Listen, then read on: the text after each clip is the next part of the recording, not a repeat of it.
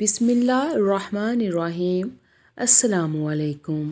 محبت کے ساتھ ایک مرتبہ درود پاک پڑھیں۔ نبی و آخر الزماں صلی اللہ علیہ وآلہ وسلم کا حلیہ مبارک احادیث کی روشنی میں محدثین نے ولادت مصطفیٰ کی عظمت و شان اور صلاۃ النبی کے مختلف ابواب کے تحت نبی الانبیاء کبریاء حضرت محمد مصطفیٰ صلی اللہ علیہ وآلہ وسلم کے حسن و جمال کو بیان فرمایا ہے۔ امام بخاری صحیح بخاری میں کتاب المناقب میں تحریر فرماتے ہیں، حضرت برا بن عازب سے روایت فرماتے ہیں، رسول کریم کا چہرہ مبارک سب لوگوں سے زیادہ خوبصورت تھا۔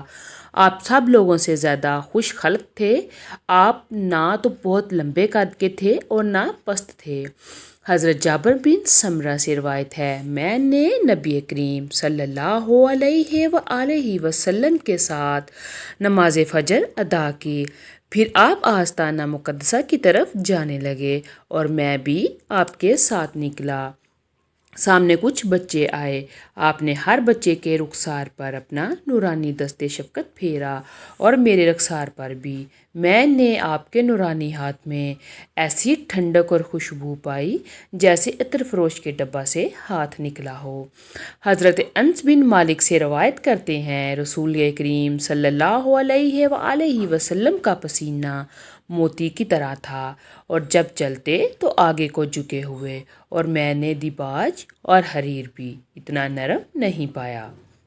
آپ صلی اللہ علیہ وآلہ وسلم کی ہتھیلی نورانی اور بڑی تھی، اور میں نے مشک و عنبر میں یہ خوشبو نہ پائی جو آپ صلی اللہ علیہ وآلہ وسلم کے جسم مبارک میں تھی۔ حضرت انس ہی سے روایت ہے کہ نبی کریم صلی اللہ علیہ وآلہ وسلم باری سر اور باریک قدموں والے تھے۔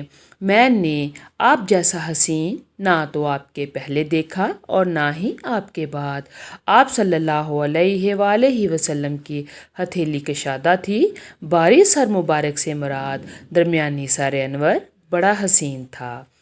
باری قدم مبارک بہادری اور عبادت میں طاقت کی دلیل ہے۔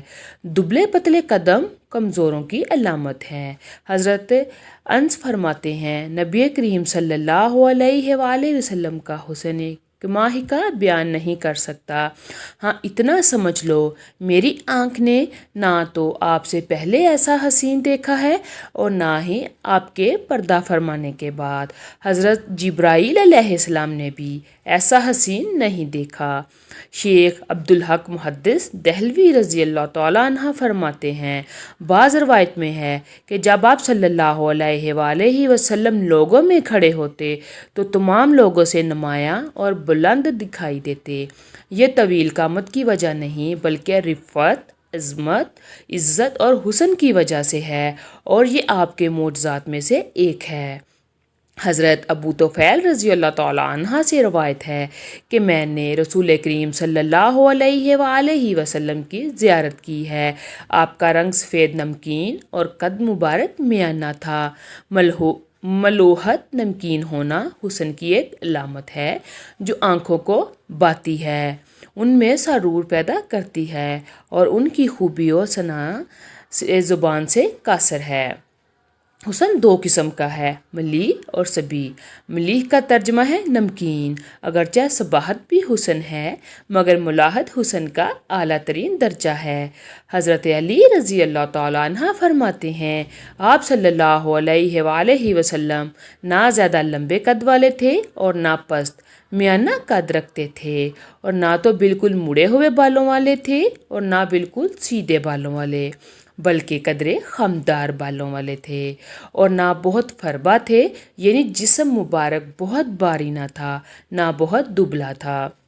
آپ صلی اللہ علیہ وآلہ وسلم کے چہرہ نورانی میں قدرے گولائی تھی، رنگ سرخی کی طرح مائل سفید تھا، آنکھیں خوب کالی، پلکیں لمبی، بویں باری، موٹی ہڈیوں والے، موٹے کندھوں والے، جسم مبارک صاف روشن نورانی چمکتا ہوا، بالوں کی ایک باریک ڈوری سینے سے ناف تک، پرگوشت ہتھیلیاں، پرگوشت قدم، چلتے تو پوری طاقت سے چلتے، جیسی گہرائی میں اتر رہے ہیں۔ ادھر ادھر توجہ فرماتے تو پوری توجہ فرماتے۔ آپ کے دونوں کندھوں کے درمیان مہر نبوت تھی۔ آپ صلی اللہ علیہ وآلہ وسلم خاتم النبیین ہیں۔ لوگوں میں سب سے زیادہ سخی دل، لوگوں میں سب سے زیادہ سچی بات والے، اور ان میں نہایت نرم طبیعت والے، بہت اچھے برتاؤ والے۔ جو آپ کو اچانک دیکھتا تو آپ سے محبت کرتا، جب آپ سے مل جاتا وہ آپ کو محبوب بنا لیتا۔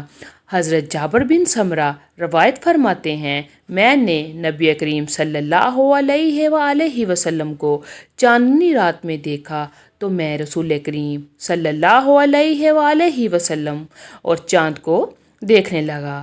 آپ صلی اللہ علیہ وآلہ وسلم نے سرخ دھاریوں والا جوڑا پہنا ہوا تھا، اور میری نظر میں رسول کریم صلی اللہ علیہ وآلہ وسلم چاند سے زیادہ حسین نظر آ رہے تھے۔ حضرت ابو ہریرہ رضی اللہ تعالیٰ عنہ سے روایت ہے، انہوں نے کہا، ہم نے رسول اللہ صلی اللہ علیہ وآلہ وسلم سے زیادہ حسین کسی کو نہیں دیکھا۔ گویا سورج ان کے چہرے پر پھرتا تو ایسا درخشاں اور کسی کو نہ دیکھا۔ ویڈیو پسند آئی ہو تو ویڈیو کو لائک کریں اور چینل کو سبسکرائب لازمی کریں۔